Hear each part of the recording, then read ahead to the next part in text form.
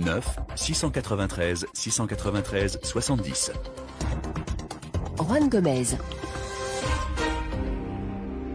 Merci d'être avec nous. L'antenne vous appartient. RFI vous permet ce matin de poser vos questions à Patrick Muyaya, ministre de la Communication et des Médias de la République démocratique du Congo, porte-parole du gouvernement. Durant les 20 prochaines minutes, nous évoquerons les 3 grands sujets qui font l'actualité en RDC, la situation sécuritaire dans l'Est et les tensions de plus en plus vives avec le voisin rwandais, l'arrivée ce matin du cercueil de Patrice Lumumba et les retombées de la récente visite du roi des Belges en RDC. Émission spéciale que vous pouvez également suivre en ce moment en images sur la page Facebook RFI Appel sur l'actualité. Bonjour Patrick Muyaya. Bonjour Juan, bonjour à tous les auditeurs. Merci Monsieur le Ministre d'accepter de dialoguer en direct avec les auditeurs de RFI. Je précise que demain à cette heure-ci, c'est le porte-parole adjoint du gouvernement rwandais Alain Mukuralinda qui répondra aux questions des auditeurs, notamment sur les tensions avec votre pays, la RDC, des tensions depuis que les attaques des rebelles du M23 se sont multipliées dans l'est de la RDC. Votre pays, monsieur le ministre, accuse le Rwanda non seulement de soutenir la rébellion, mais aussi d'avoir déployé sur le terrain, sur le territoire congolais, des soldats rwandais aux côtés des rebelles. Incontestablement, c'est le sujet qui suscite le plus de réactions, aussi bien au Standard que sur nos réseaux sociaux. Je vous propose donc, monsieur le ministre, de passer tout de suite au Standard pour donner la parole à un premier auditeur. Bonjour Fred. Bonjour Juan. Merci de nous appeler de Brazzaville. Nous vous écoutons avec le ministre Patrick Muyaya. Le gouvernement congolais accuse nommément le Rwanda de soutenir le M23, alors que le Rwanda nie toute implication. Monsieur le ministre, de quelles preuves dispose le gouvernement ? Patrick Muyaya, de quelles preuves disposez-vous pour accuser le Rwanda ? Des soldats rwandais, tout le monde a vu les 2 militaires de force spéciale rwandaises qui ont été arrêtés en République démocratique du Congo.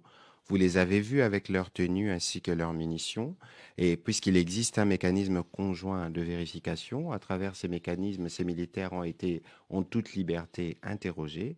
Ils ont dit qu'ils étaient en opération spéciale en République démocratique du Congo. Ils devaient attaquer le camp militaire de Rumangabo. Ils ont été défaits dans leur tentative par nos forces armées et ils se sont perdus 25 km loin de la frontière. Et vous avez vu que le Rwanda a dans un communiqué reconnu que c'était ses militaires. Et le président Tshisekedi, après avoir rencontré le président Lorenzo de l'Angola, oui, a pris la décision de rendre ses militaires, bien au-delà de ce qui est apparu comme nez sur le visage, parce que c'est imparable.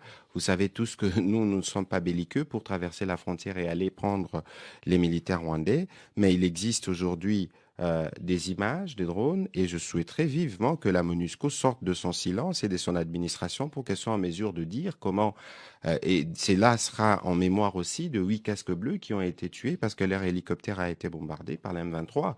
Au moment où je vous parle, il y a 2 jours, la MONUSCO, les casques bleus de la MONUSCO ont encore essuyé des obus et ils le disent que le matériel utilisé par la M23, qui, je dois le rappeler, est un mouvement défait depuis 2013 et désarmé, est un matériel sophistiqué, des matériels de vision nocturne. C'est-à-dire que le M23, en tant que mouvement rebelle, ne peut pas disposer d'un tel arsenal sans l'appui d'un pays. C'est tellement évident. C'est tellement évident que cela apparaît comme nez sur le visage et qu'aujourd'hui, on ne peut plus continuer à nous mentir parce que il y a quelques années, c'était la même rhétorique.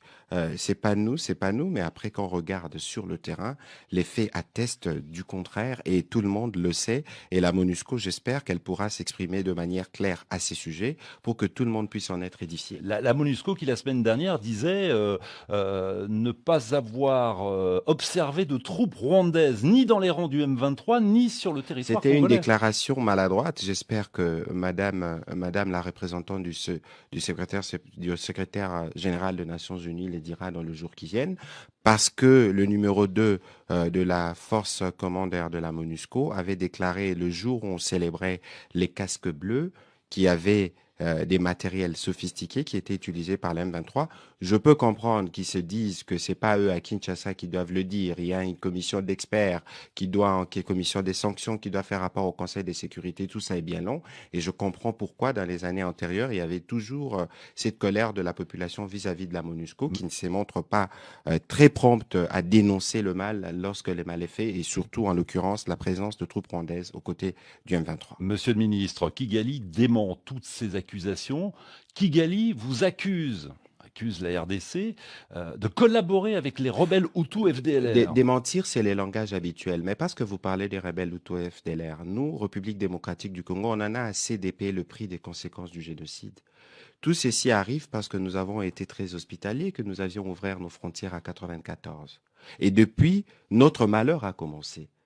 Parce que le Rwanda, depuis 1997, par exemple, avec les mouvements de l'AFDL, a dirigé l'armée congolaise à travers James Kabarebe.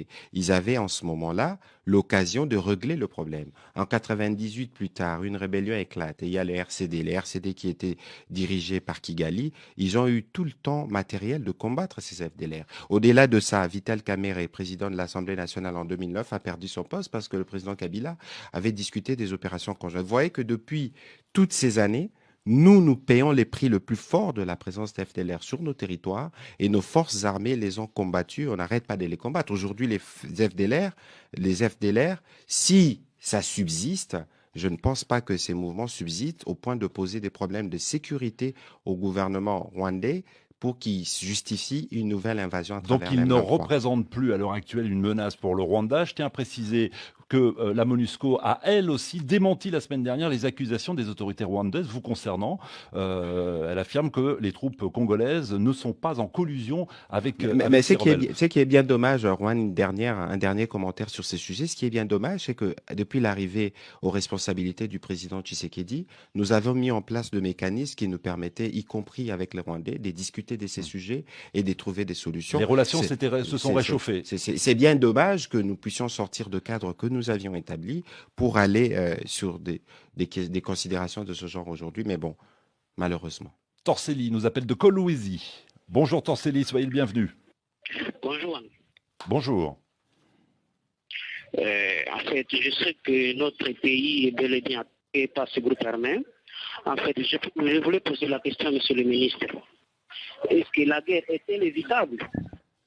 Une guerre est-elle inévitable à l'heure actuelle, Monsieur le ministre, avec le Rwanda, ou la diplomatie a-t-elle encore sa place? Nous, on considère que nous ne sommes pas en guerre, nous défendons nos territoires parce que nous ne sommes pas belliqueux, nous n'avons pas traversé nos frontières et commencé à poser des problèmes. Je dois rappeler ici que les bombardements rwandais ont tué des enfants de 6-7 ans. Des écoles ont été touchées, des milliers de femmes ne sont plus dans leur logis parce que simplement il faut fuir et ça fait 25 ans que ça dure, c'est anormal et tout ça doit s'arrêter. Nous étions pourtant engagés dans un processus qui nous avait donné une vue sur la fin de toutes ces questions d'insécurité. Notre adhésion à la communauté de l'Afrique de l'Est le 8 avril avait ouvert cette brèche. Nous étions déjà à table en train de discuter des questions avec tous les pays voisins. C'est tout à fait incompréhensible de voir que le Rwanda puisse retourner sur la rhétorique et sur le terrain de la guerre sous prétexte qu'il y a des opérations menées chez nous, des bombes sont tombées chez eux pour envahir de nouveau la République démocratique du Congo. C'est bien dommage, mais nous pensons, et vous avez vu le dernier conclave qui s'est tenu à Nairobi, que les discussions sur ces points de vue continuent aussi et nous espérons que très vite les désarmements ou le retrait de troupes rwandaises, le retrait du soutien en M23 s'effraie qui quitterait les localités occupées injustement depuis quelques jours. Pour l'instant, la RDC se contente de sanctions. Est-ce que vous envisagez de passer à l'étape supérieure? Évidemment. De nombreuses voix appellent à l'expulsion de l'ambassadeur rwandais. Mais lorsque vous avez un voisin qui est belliqueux, parce que nous, en termes de paix, c'est le choix que nous avons fait, parce que les populations rwandaises et les populations congolaises échangent beaucoup déjà. Il faut le rappeler que la frontière RDC-Rwanda, c'est l'une des frontières les plus fréquentées au monde. Et donc, le président de la République a donné un signe de bonne foi en rendant les militaires rwandais qui ont été arrêtés chez nous. Et donc aujourd'hui, nous considérons que nous sommes à des stades des négociations ou des discussions qui font que si les amis ne se montrent pas ouverts et disposés à aller avec nous vers la conclusion à la table des négociations, nous prendrons des mesures qui iront jusqu'à l'expulsion de l'ambassadeur. On ne peut pas exclure cette possibilité si les amis ne font pas le choix de la paix. Et rupture des relations diplomatiques, donc. Mais si c'est une des conséquences, nous y arriverons. Monsieur le ministre, on repasse au standard. 33 9 693 693 70. Bonjour Guilain. Guilain, à Kinshasa, est-ce que vous m'entendez? Alors, visiblement, on a perdu Guilain. Avons-nous Youssouf à Bukavu? Soyez le bienvenu, nous vous écoutons avec le ministre Patrick Mouyaya. Merci beaucoup, monsieur Rouen. Bonjour, monsieur le ministre. Bonjour. J'ai des petites préoccupations. Premièrement, j'aimerais bien savoir pourquoi le budget alloué à la défense est si faible par rapport à d'autres secteurs. Et deuxièmement, pourquoi la RDC doit toujours s'appuyer aux forces étrangères pour régler ses propres problèmes au lieu de mieux former nos militaires? Alors, le budget alloué à la défense, donc à l'armée, est-il suffisant, monsieur le ministre? Je dirais que le budget alloué à l'armée par rapport à la dimension du pays n'est pas assez, mais il faut regarder d'où nous venons et les conditions économiques dans lesquelles le pays évolue. Mais avec le président Tshisekedi, nous avons récemment adopté un budget programme qui sera un budget pluriannuel et dorénavant, on investira à peu près $1 milliard l'an pour l'armée, ce qui n'est pas assez pour un pays qui a 9 voisins, qui a autant des milliers de kilomètres de frontières, mais nous ferons davantage. Pourquoi recourir aux armées étrangères? Évidemment, c'est un choix difficile, mais il ne faut pas qu'on se trompe au regard du diagnostic que le président a trouvé, notamment pour ce qui concerne les capacités opérationnelles. Nous avons des capacités opérationnelles qui sont en place, mais au regard des questions transversales, parce que les questions sécuritaires qu'on aborde, c'est le terrorisme, des ADF qui sont essentiellement venus de l'Ouganda. C'est une question que nous devons gérer avec eux. Les FDLR qui sont venus du Rwanda, c'est des questions que nous devons gérer avec eux. Le Red Tabara qui sont devenus du Burundi, c'est des questions que nous devons gérer avec eux. Pourquoi avoir fait ces choix difficiles? Mais simplement parce que nous estimons que nous devons, dans un temps relativement court, pouvoir ensemble régler les problèmes. C'est pour ça qu'il y a à Nairobi un pan politique où le président Uhuru comme le président Tshisekedi ont eu l'occasion de discuter avec les groupes armés les conditions de leur édition et ceux qui seront réfractaires à ces processus, que ce seront ceux qui subiront justement la foudre de cette force. Monsieur le ministre, vous parlez de Nairobi, il y a eu un sommet en début de semaine réunissant les chefs d'État de la communauté d'Afrique de l'Est. Ils étaient quasiment tous là, en tout cas il y en avait un qui était là, c'était le président Paul Kagame. Est-ce à dire que cette force régionale qui va voir le jour très prochainement sera notamment formée d'éléments de l'armée rwandaise? Totalement non. Nous disons non parce que le Rwanda pose problème. Vous savez que nous avons une opinion publique qui est traumatisée par l'attitude du Rwanda. Je vous ai parlé de ces 25 dernières années. Nous ne pouvons pas faire le choix d'accepter encore de troupes rwandaises qui soutiennent des groupes terroristes que nous ne cautionnons pas. Il est hors des questions que le Rwanda fasse partie de cette force, en tout cas pas celles qui seront déployées en République démocratique du Congo. Et exclu. Accepter le déploiement de cette force régionale, est-ce que ce n'est pas finalement reconnaître l'échec de l'état de siège que vous avez mis en place, que vous avez instauré depuis un an? Je crois que tout dépend du prisme dans lequel vous regardez la question. Il ne faut pas oublier que les problèmes sécuritaires dans l'Est durent depuis 25 ans et c'est du fait justement de l'attitude de beaucoup de pays voisins. Aujourd'hui, nous voulons les avoir comme partie prenante aux solutions parce que j'ai expliqué tout à l'heure que la plupart des sources de l'insécurité viennent d'ailleurs. Les ADF, les FDLR dont on parle qui font plus de victimes au Congo qu'au Rwanda d'ailleurs et les Red Tabara qui viennent du Burundi. Et donc, dans cette approche régionale, nous pensons que nous aurons mis nos partenaires en confiance et qu'ensemble, on aura réglé les problèmes pour finalement aller vers l'économie qui est plus utile pour nos différentes populations. Darly souhaite vous interpeller, monsieur le ministre, sur le cercueil comportant la dent de Patrice Lumumba qui arrive dans les prochaines minutes ou les prochaines heures à Kinshasa. Mais d'abord, Jean-Pierre. Jean-Pierre, bonjour. Bonjour Juan et bonjour à tous les auditeurs d'RFI et bonjour à monsieur le ministre. Vous revenez sur la première visite officielle du roi Philippe II, c'était il y a moins de 2 semaines en République démocratique du Congo. Justement Juan, le peuple congolais en général et moi en particulier avons été déçus du fait que le roi de Belge n'ait pas présenté ses excuses au peuple congolais lors de son passage ici à Kinshasa. Il a plutôt parlé des regrets. Et à notre grande surprise, c'est le Premier ministre belge, lors de la remise de la relique de Lumumba, qui parlera des excuses. Alors, je voudrais demander à M. le ministre, lui, en tant que Congolais, a-t-il été aussi déçu et quelle sera la suite par rapport à ça? C'était une visite, faut-il le rappeler, sur fond de travail de mémoire et de réconciliation entre la Belgique et son ancienne colonie. Effectivement, tout le monde s'attendait à des excuses de la part du roi. Il y a eu une nouvelle fois des regrets, mais pas d'excuses. Avez-vous, comme notre auditeur et comme beaucoup de Congolais, été déçus? Déçu, je dirais non, parce que nous regardons la chose peut-être sous pas le même prisme, mais ici, il faut reconnaître que nous sommes dans un processus. Il ne faut pas oublier qu'il y a une commission parlementaire en Belgique qui suit la question de près sur la colonisation, qui en évaluera les conséquences, parce que excuse signifiera réparation, et en ce moment-là, on verra. Mais ici, il faut saluer d'abord la visite historique. Elle a duré 6 jours, et le roi est venu où il a reconnu en des termes clairs le caractère d'exploitation du régime colonial, le caractère raciste, les caractères inhumains. Je pense qu'en termes des rhétoriques, eux et nous sommes sur la même longueur d'onde. Je pense plutôt que du côté belge, il y a peut-être des procédures administratives, mais les pardons devraient arriver, comme cela est arrivé pour Lumumba.